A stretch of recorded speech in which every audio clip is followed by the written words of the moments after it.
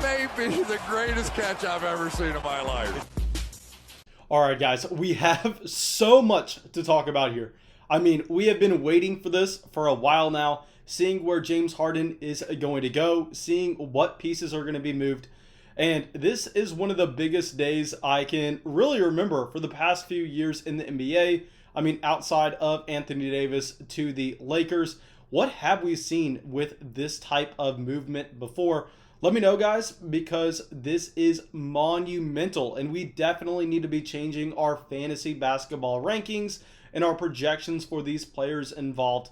But before we get into the video, I owe everyone a massive thank you. I mean, this channel somehow continues to grow at an incredible rate. I don't know how y'all are doing it. I don't know how y'all are showing this much support by dropping likes on the videos, by leaving comments, asking your questions, as well as subscribing to the channel. I mean, we are still closing in on like 50 new subscribers every single day joining the flock. So I owe y'all a massive thank you from the bottom of my heart to making this channel one of the fastest growing fantasy basketball channels on YouTube. But that's it. Let's get into this video and let's start talking about the impact of this James Harden trade. And let's just go over what exactly was moved and where these pieces are going. So let's look at what the Houston Rockets are getting by giving up James Harden. I know a lot of people want to come out here and say they did not get enough. And I'm sitting here like, are you kidding me? I mean, they got such a massive package for, yes, one of the best players in the entire NBA. But what else were you expecting to get? I mean, they got Victor Oladipo. They got Exum. I mean, they got 3 unprotected first-round picks from the Brooklyn Nets. They're 2022, 2024, and 2026, combined with 4 unprotected pick swaps from the Brooklyn Nets in 2021, 2023, 2025, 2027. And I know a lot of people want to come out here and say that these picks are not going to be anything, and these picks are going to be at the very end of round 1. And yeah, I think we can safely say that in the case of 2021, 2022, 2023, maybe even 2024. But guys, to project that far out for any NBA franchise, I don't care if they have Kevin Durant, Kyrie Irving, and James Harden, it's almost impossible to look at an NBA franchise and say, you know what, 6 years from now, this team is still going to be at the top of the NBA, especially with guys like James Harden already being past 30 years old. I mean, Kevin Durant coming off an Achilles tear. How long do you think these players are going to be able to operate at an elite level? We know that they are going to demand max contracts for the foreseeable future, so it's going to be difficult for the Nets to be able to build a team around them, especially considering the fact that they do not have many assets to lose in trade from here on out. So I'll say the same thing here that I did with the Oklahoma City Thunder when they traded Paul George way back to the Clippers, and then they got a treasure trove of picks. I mean, here, I think it's a great move by the Rockets, who clearly had no option but to get rid of James Harden, given his comments last night. And real quick, let's look at the major impact for our 2021 fantasy basketball seasons, which is going to be Victor Oladipo coming over to the Houston Rockets.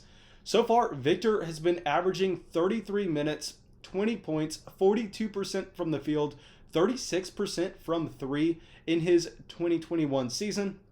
And honestly, I'm kind of surprised to see him moved. I really liked what we were seeing from the Pacers so far. If you looked at quotes from Oladipo, I mean, it sounded like he wanted to be there for the long term, but obviously, if the price makes sense, anybody is on the block. He's also adding in 4.2 assists, 6 rebounds, and most importantly for those category leagues, he's adding in 2 steals a game.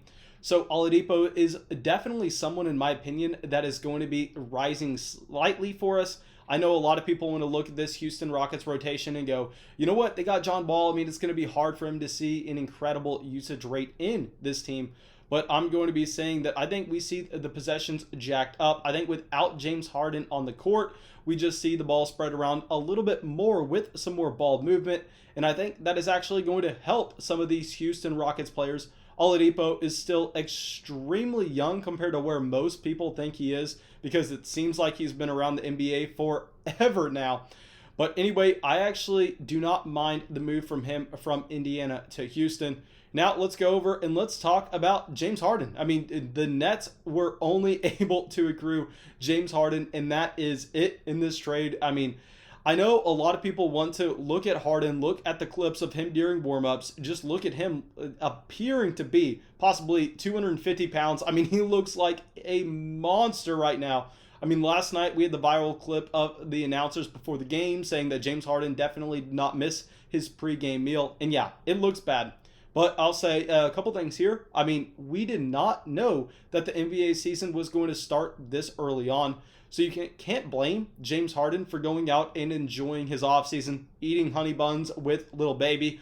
I mean, James Harden clearly had a fun offseason, was not preparing for the NBA season, and once he saw what was going on in Houston, really not too motivated to work himself back into shape right away when he wanted to demand that trade. But now that he finds himself on the Brooklyn Nets with Kyrie Irving, with Kevin Durant, I mean, clearly James Harden is going to be doing everything that he can to get himself back into shape and back to the player that he previously was, because right now in 2020, he's only been averaging 25 points, 44% from the field, 34% from three, 5 rebounds, and 10 assists.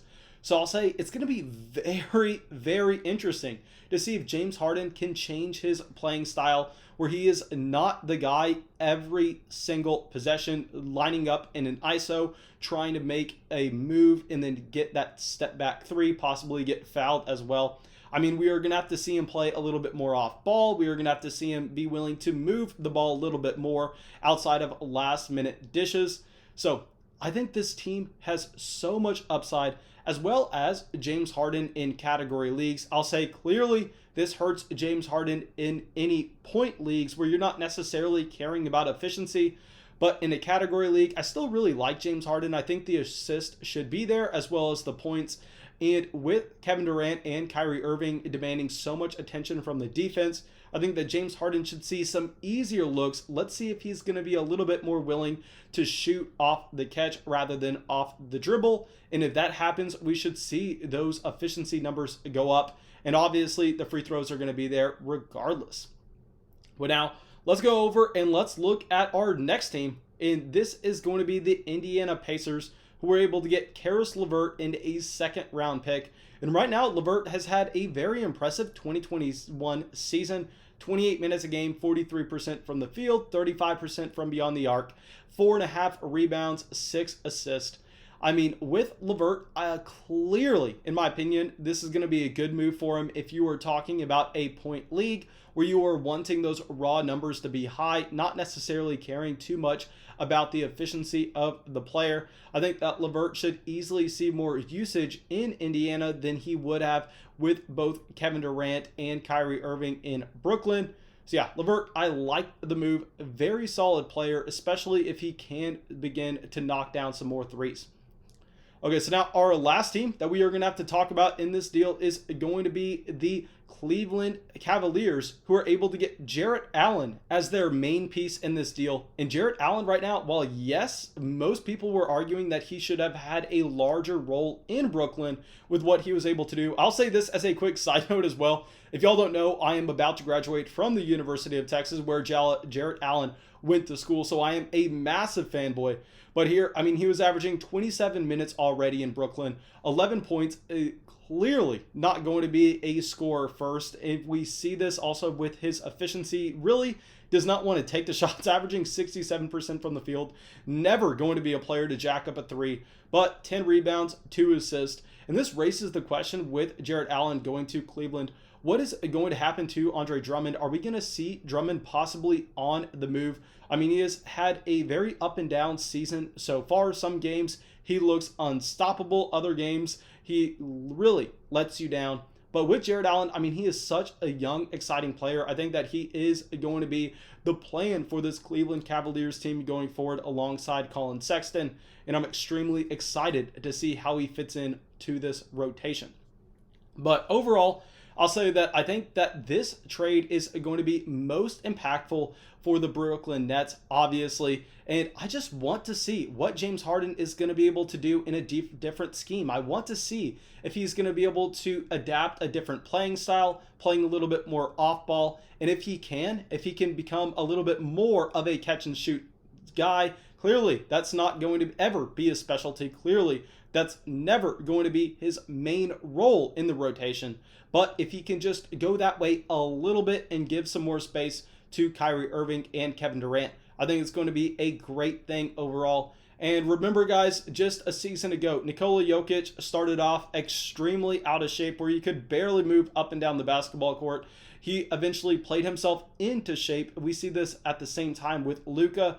I mean, this is going to be a very weird season here where y'all just have to give James Harden some time to be able to slim down, some time to be able to move a little bit quicker on the court. Can't blame the guy. He did not want to be in Houston. On top of that, we know that this season started much earlier than a lot of people were predicting. So he is not in basketball shape. He had no motivation to get in so until right now after this trade. And I think that James Harden is going to go back to being peak James Harden. Just the usage rate is going to be significantly lower than it was in Houston due to a different scheme with Steve Nash and different talent personnel. But anyway, thank you guys. I really hope y'all enjoyed this video. I really hope y'all got something from it. As always, if y'all did, go down there, drop that like, leave that comment, subscribe to the channel. It really, really helps us out. And yeah, that's it. I'll see y'all with the video tomorrow.